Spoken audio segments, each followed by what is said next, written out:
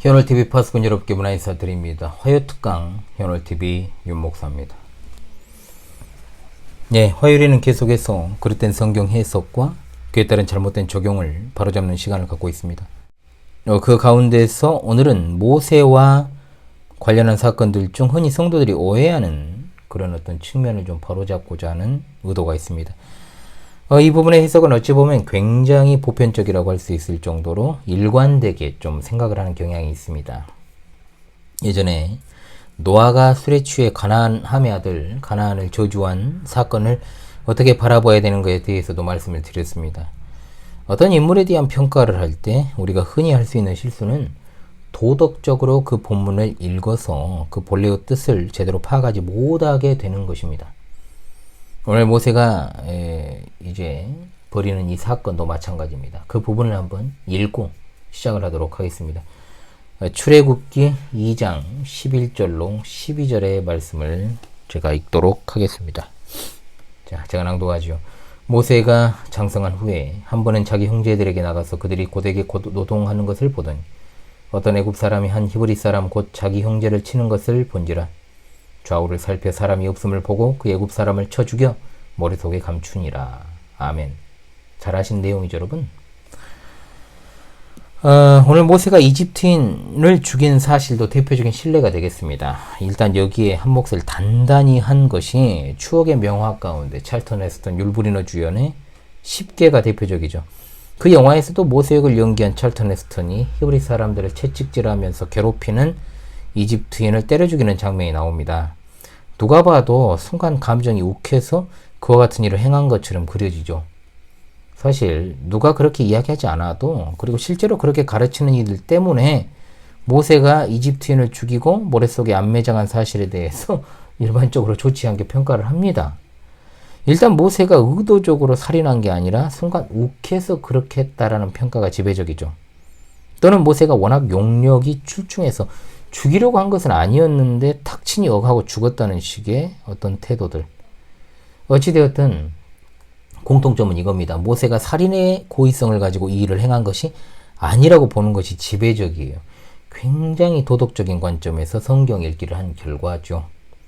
심지어 저의 스승이신 안 목사님도 모세가 자신의 형제들이 힘든 노역을 하던 중 어떤 이집트인에 의해 폭행당하는 장면을 목격하고 분노를 참지 못해 그를 쳐 죽이고 시체를 모래속에 유기했다고 말합니다.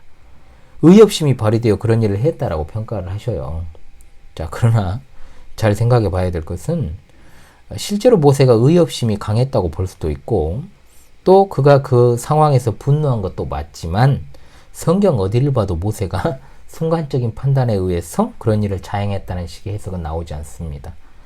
만일 모세가 순간적으로 욱해서 의협심을 발휘하여 이집트인을 죽이고 그의 시체를 유기했다면 모세의 삶 속에서 그 일은 두고두고 그의 삶 가운데 실패했던 하나의 기억과 사례가 될 수 있습니다. 한마디로 모세는 이런 행위를 해서는 안 되는 겁니다. 그렇다면 모세의 이 행위에 대해서 우리가 다른 이야기 할 필요가 없어요. 성경이 어떻게 평가하는지를 살펴야 됩니다. 우리가 모세의 그 당시의 정황을 추론해가지고 모세가 아마도 이러이러한 상황을 맞닥뜨리고는 그가 참지 못해 이런 일을 벌였다 이렇게 생각하는 것은요, 하나님의 말씀이 아니라 소설이나 어떤 무협지를 읽을 때 가능한 추론이에요.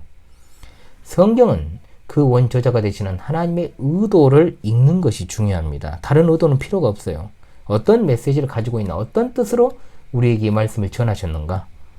해석을 아무렇게나 하는 것이 아닙니다. 성경은 추론도 금물이에요. 이러이러했을 것이라는 추정은 곤란합니다. 일단 모세가 살인이라는 행위를 했기 때문에 부정적인 인식이 강하게 드는 것이 사실입니다.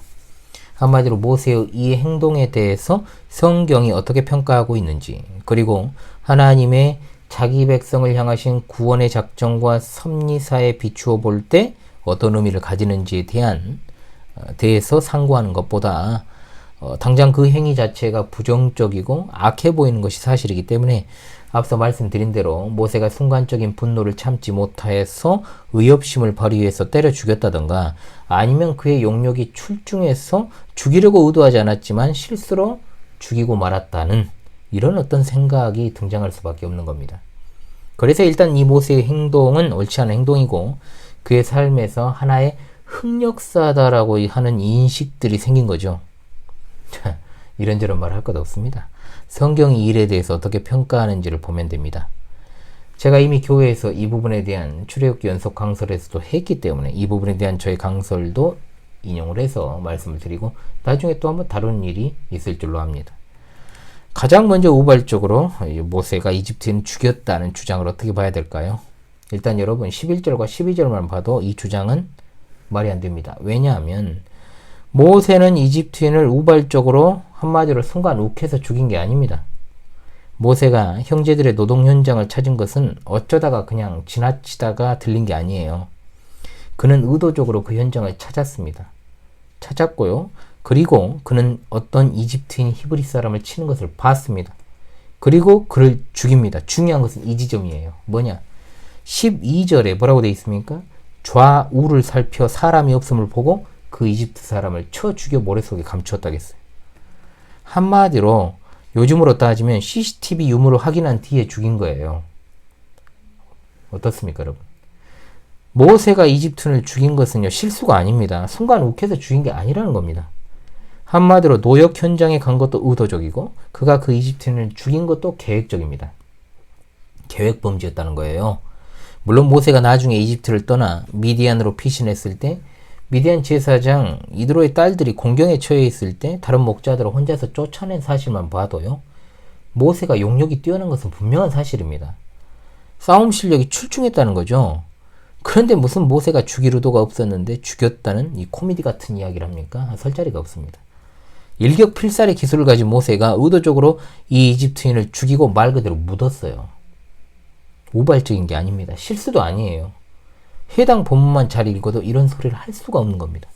그런데 성경은 잘 안 읽고 사건에만 집중하고 또 남이 하는 소리만 앵무새처럼 따라하는 자들이 이런 소리를 한다는 거죠.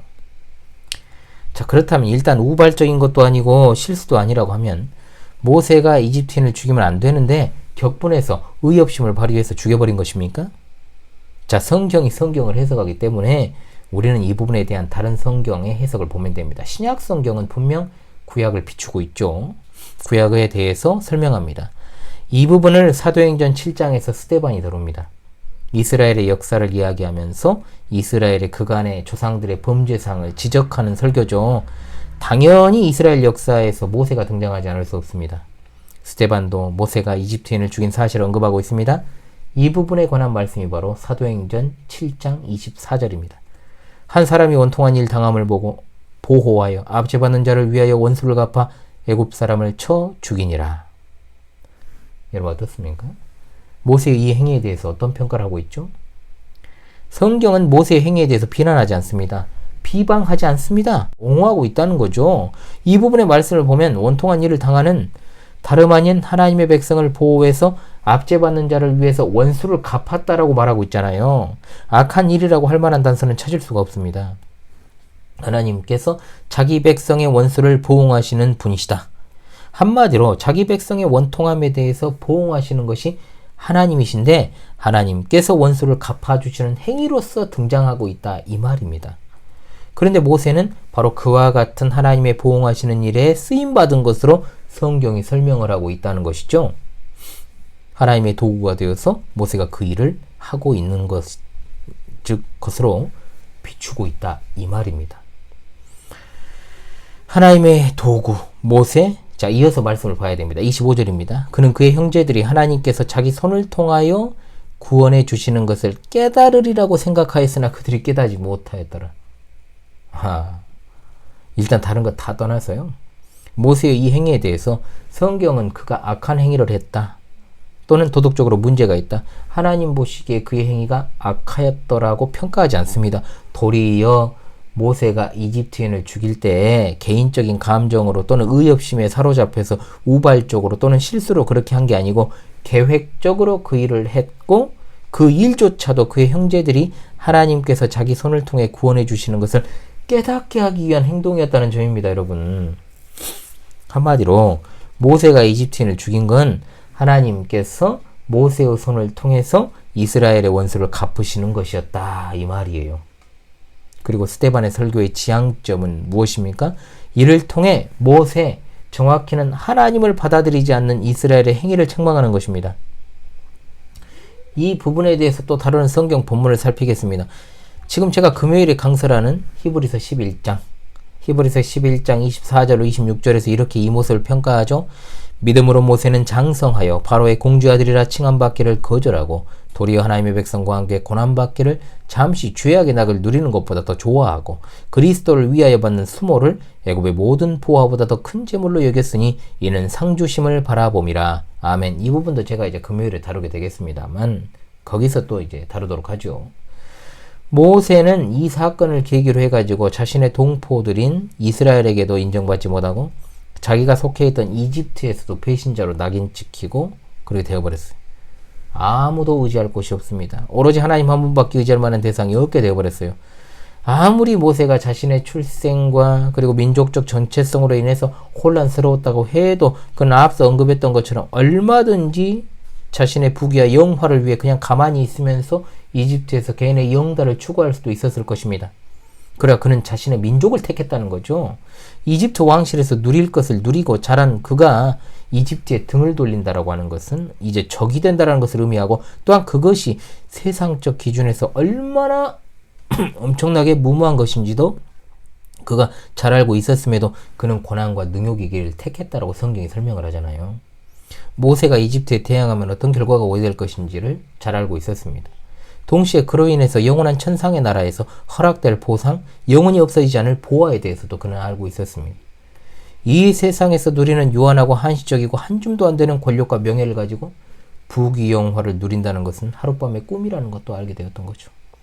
비록 자신의 행위를 통해서 하나님의 구원하시려는 뜻을 깨닫게 하려 했던 모세의 목적이 그 순간에는 이런 측면에서는 실패로 돌아간 것처럼 보입니다. 모세는 살인이라는 행동을 해서 실패한 사람으로 묘사되는 것이 아니라 하나님의 때가 아직 이르지 아니하였다라는 것을 보여주는 것입니다. 이런 맥락에서 보면 여러분 왜 바로가 모세를 찾아 죽이려 했는지에 대한 답도 나오지 않겠습니까? 모세의 신분은 왕자 또는 왕자에 준하는 권력자였습니다. 잊어서는 안 돼요. 모세가 이 사건을 일으킨 때 바로는 투트모세 2세로 봅니다. 당시 바로 왕이 누구인가는 이 본문의 이해에 중요한 것은 아니지만 적어도 모세의 양어머니가 그를 이제 그 나일강에서 건져 올린 공주가 핫세수트였습니다. 그녀는 투트모세 1세의 딸입니다. 섭정을 했어요. 적어도 모세는 양어머니의 권력을 등에 업고 이집트란 나라에서 큰 권력자의 신분을 가지고 있었고 성경의 평가에 따르면 그 또한 서열상 왕의 계승권자의 지위를 누릴 정도의 위치였으니 그가 이집트인 한 사람을 죽였다고 해서 바로를 피해 도망쳤다는 것도 상식적이지 않고 그가 사람 하나 죽였다고 곧장 생사의 기로에 섰다는 것도 정황상 말이 되지 않는 거예요. 전후 문맥을 고려하면 투트모세 2세에게 모세는 자기 권력을 위협하는 정적이었고 그 정적이 단순하게 히브리인들의 노역을 담당하는 이집트인 하나를 죽여서 그를 찾아 죽이려고 한 것이 아니라 모세가 이스라엘 백성들을 구원할 계획을 세우고 있다가 탈로가 났다고 봐야 되는 것입니다. 그러니까 뭐냐? 한마디로 이집트인 입장에서는 모세는 이집트에게 등을 돌리고 쉽게 말하면 반란을 획책하는 굴사범이었다는 거죠. 모세가 우발적으로 또는 실수로 사람 죽였다고 비난할 수가 없다는 겁니다. 일단 그런 이유로 사람을 죽이지도 않았고 살인을 했다 해도 그가 생명의 위협을 당할 만한 위치에 있는 것도 아니었다. 그의 행위는 이스라엘을 바로의 압제로부터 구원할 자로 서기 위해 하나님의 도구가 되어 형제를 압제하는 원수를 죽인 것입니다. 모세는 하나님의 대리자로서의 역할이 부각되고 있는 본문을 뭔 성질 더러운 모세가 격분해가지고 사람 때려 죽였다는 식으로 이해하면 되겠어요? 이런 식으로 이해하면 당연히 설교의 방향도 어떤 식으로 전개되겠습니까? 그는 순간의 감정을 주체하지 못하고 살인을 하였습니다. 하나님께서는 그를 연단시키기 위하여 40년간 미디안의 목자가 되어 양을 치게 하셨습니다. 결국 그 40년은 이 하나님이 이스라엘을 구원하시기 위한 준비기간이 아니라 성질 더러운 한마디로 성화가 덜 된 야생마 같은 모세를 순한 양으로 길들이는 그런 필요한 시간이 되어버립니다. 그러면 여러 가지 적용점이 또 나오겠죠. 얼마나 성경 해석이 유치해집니까? 준비되지 않은 것은 모세가 아니라 이스라엘 백성들이었다는 겁니다. 그래서 하나님이 정하신 기간은 40년. 이 기간은 모세에게도 아주 중요한 시간이었던 것은 분명합니다. 결국 모세가 이집트인을 죽인 이 사건은 장차 하나님께서 자기 백성을 구원하시기 위해 한 인물을 통해 구원할 것임을 미리 보여준 사건이요. 궁극적으로는 우리의 유일한 구원자 예수 그리스도를 바라보게 하는 사건인 줄로 믿습니다. 그러나 그것을 거부한 이스라엘은 신실하지 못하기 때문에 하나님의 신실하심이 드러나는 이 본문을 가지고 모세가 실수했다, 실패했다, 우발적인 범행이었다, 의협심의 발로다 이렇게 봐서는 안 된다는 겁니다. 성경이 분명하게 해석하는 부분을 가지고 인간적인 생각을 집어넣지 맙시다. 사실 이런 식의 인물에 대한 해석은요, 너무나도 많이 존재해요. 모세뿐만 아니고요. 몇 명의 인물에 대한 해석을 제가 전에도 올린 적이 있습니다만 앞으로도 기회가 되면 또 올리도록 해 보겠습니다. 네, 오늘도 모세와 관련한 부분에 대한 현실에서의 도덕적인 읽기, 해석과 적용의 오류 좀 짚어보는 시간을 가졌습니다. 다음 시간에 또 여러분 더 좋은 주제로 또 찾아오도록 하겠습니다. 더 좋은 주제가 어디 있겠습니까, 여러분? 성경을 가지고 우리가 공부하는 시간인데요. 예, 지금까지 화요특강의 현월TV 윤목사였습니다. 여러분 수고하셨습니다.